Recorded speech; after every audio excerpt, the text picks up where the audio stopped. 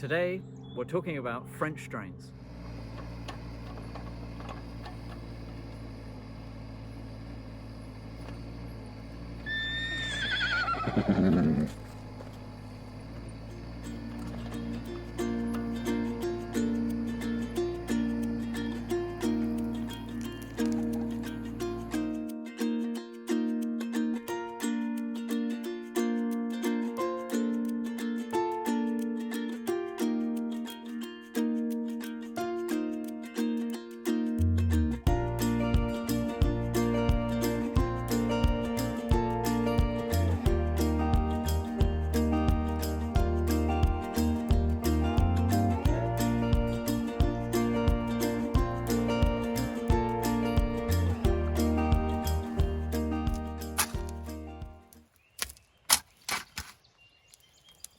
Hello, I'm digging a French drain to intercept the water that's coming down the hill and undermining the footing of the barn. Yesterday I used an excavator and I dug between 1 and 2 feet down, and now I'm using a flat shovel to clean the bottom of the trench. I'm halfway done, and then tomorrow I will bring in some gravel and line the bottom and use my rudimentary level to get the right pitch.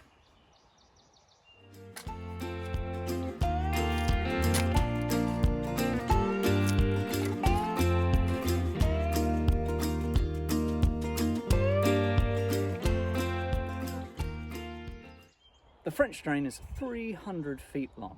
We're about halfway here. And I'm putting a Y in to catch half of the roof of the barn. There's a lot of water that comes off here. And I'll redirect it all the way down to a creek that's 150 feet that way.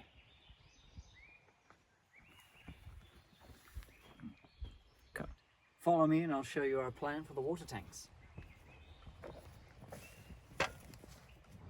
Right here we're going to have 2 large 1,500 gallon water tanks. The water will come off the roof into the first one, overflow into the second one, and then the overflow from the second one will go back into the trench, hopefully not like me.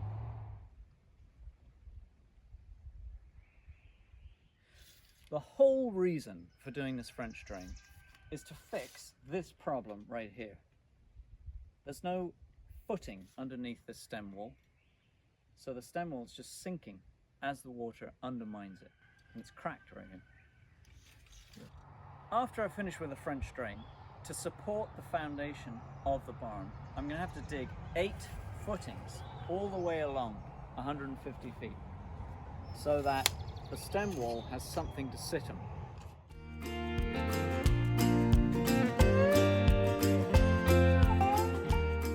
The excavator bucket had teeth on it to rip the ground, so I'm just using a flat shovel to smooth out the bottom of the trench.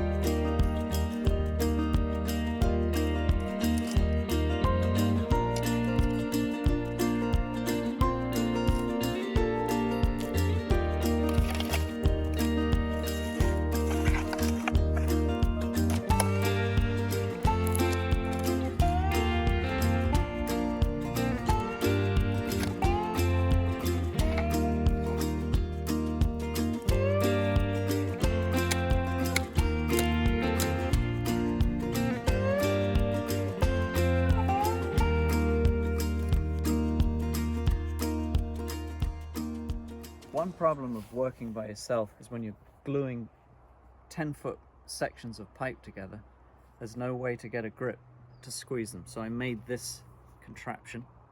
It's a handle that will help me work by myself. This is just an ordinary piece of 10-gauge wire, and I'm going to put it in the perforated holes of the French drain. One on each side. Like that, and now I have a handle to pull and glue this part of the pipe together.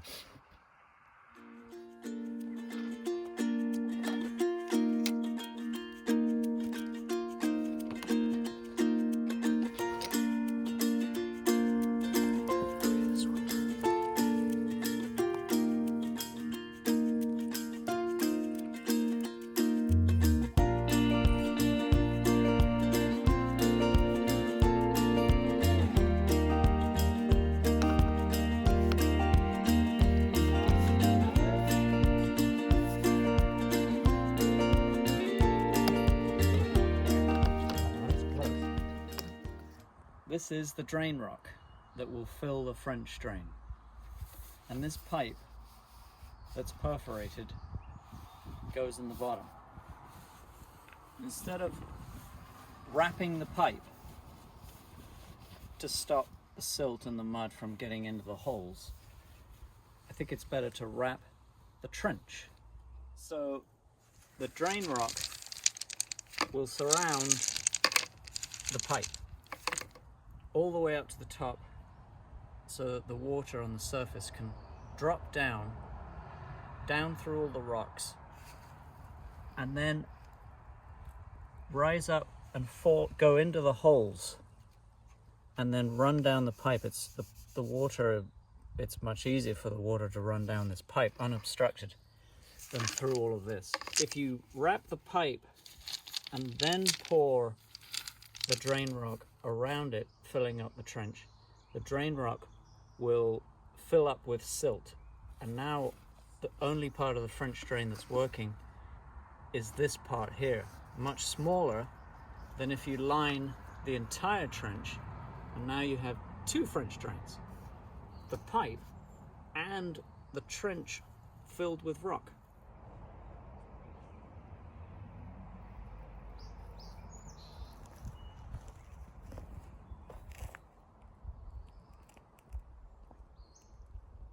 When you work by yourself, you have to come up with ways to replace the other person that would be helping you.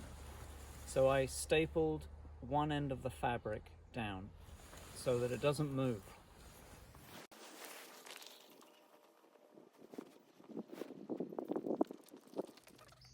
So this is overlapped the wrong way, but I'll fix that later. It's just easier to start like that.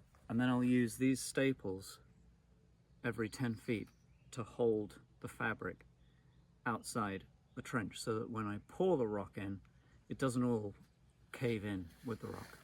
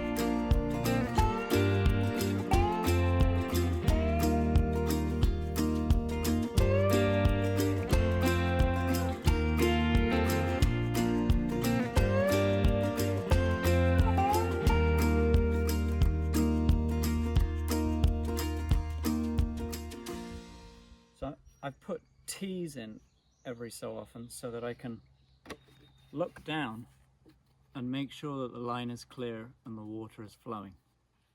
This is the downspout for half the barn roof. It's a lot of water. And it will come down here, and I turn this pipe upside down, the holes are facing up, so that the water just doesn't pour out of the bottom of the perforated holes.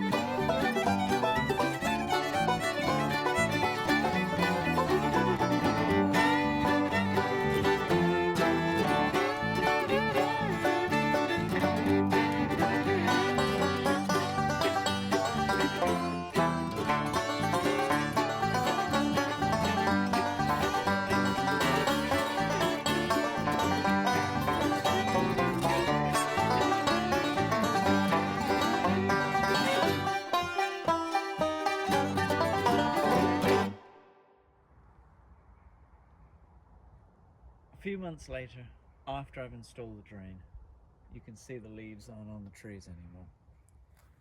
And it's a sunny day, so it's not raining, but there is water flowing through my French drain, which must mean that it's intercepting the water coming down the mountain. So I'd say it's pretty successful.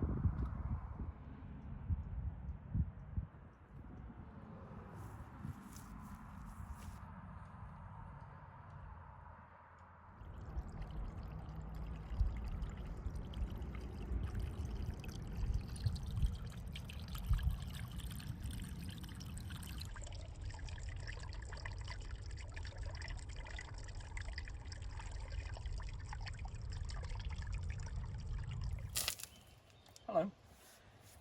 So I'm cleaning up the ditch. Follow me and I'll show you something over here. I looked away. That was what I was going to do. Kieran. What is the thing?